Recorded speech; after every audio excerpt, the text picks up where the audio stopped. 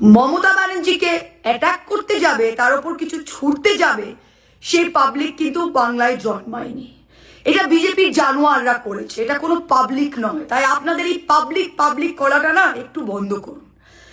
আজকে মমতাদির ওপর মমতাদি, তিনি একজন তিনবারের মুখ্যমন্ত্রী, তিনি যাচ্ছেন একজন নিহত কর্মীর বাড়িতে, তার উপরে বিজেপির জানোয়ারদের সাহস কি? বাংলার মানুষ কি দেখছে না? বাংলার মানুষ দেখছে না কি? এই চোর দালাল পুলিশ এগুলো করছে আর বলছে কিরা বাংলার মানুষ এটা করছে। নমস্কার, আমি তৃণমূল কংগ্রেসের সাংসদ মহুয়া মৈত্র বলছি। পশ্চিমবঙ্গের মানুষ সবাই দেখলেন কিভাবে হালিশহরের কাউন্সিলরের স্বামী বিরজু কোয়েট, যার নাম এফআইআর এ নেই, একটা মানুষের নাম যখন এফআইআর এ নেই, তাকে কিভাবে পুলিশ তুলে গিয়ে তাকে জেলে রেখে তাকে পিটিয়ে হেফাজতে তার মৃত্যু হয় এবং তার পরিবারকে কিভাবে মুখ বন্ধ করে রাখা হয়।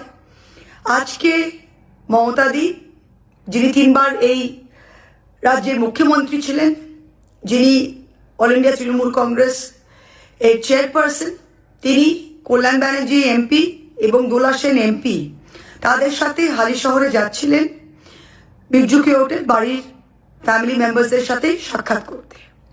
এমন সময় আপনারা সবাই দেখলেন কিভাবে বিজেপির গুন্ডারা, জানোয়াররা মমতাদির গাড়ির ওপরে কিভাবে অ্যাটাক করলো ফুল পুলিশ এর সহযোগিতায়, ফুল পুলিশের সহযোগিতায়। আর বিজেপি বলছে এটা নাকি পাবলিক। শুনুন, মমতাদি এই মাটিতে 40 বছর রাজনীতি করেছে। মমতাদি জিতুক হারুক, আমাদের পার্টি পাওয়ারে থাকুক না থাকুক, কোনো ব্যক্তি, কোনো পাবলিক ব্যক্তিগতভাবে মমতা ব্যানার্জিকে, তাকে অপছন্দ করলেও মমতা ব্যানার্জিকে অ্যাটাক করতে যাবে, তার উপর কিছু ছুটতে যাবে, সেই পাবলিক কিন্তু বাংলায় জন্মায়নি। এটা বিজেপির জানোয়াররা করেছে, এটা কোনো পাবলিক নয়। তাই আপনাদের এই পাবলিক পাবলিক করাটা না একটু বন্ধ করুন। এই অসভ্যতা আমি অনেক হয়েছে। আর পুলিশ যদি ভাবে মিথ্যা কেসে প্রত্যেকটা জায়গায় একটা জিনিস করছে, এফআইআর এর নাম নেই, কোথাও নাম নেই, নোটিশ পাঠিয়ে কোথাও তোলা, কোথাও বড়বাবু ডাকছে, মেজবাবু ডাকছে বলে তোলা, বাড়ির লোককে ধমকানো, জেসি পিসিতে রাখা, প্রত্যেকটা জায়গায়। আজকে মমতাদির ওপর মমতাদি, তিনি একজন তিনবারের মুখ্যমন্ত্রী, তিনি যাচ্ছেন একজন নিহত কর্মীর বাড়িতে, তার উপরে বিজেপির জানোয়ারদের সাহস কি? বাংলার মানুষ কি দেখছে না? বাংলার মানুষ দেখছে না কি?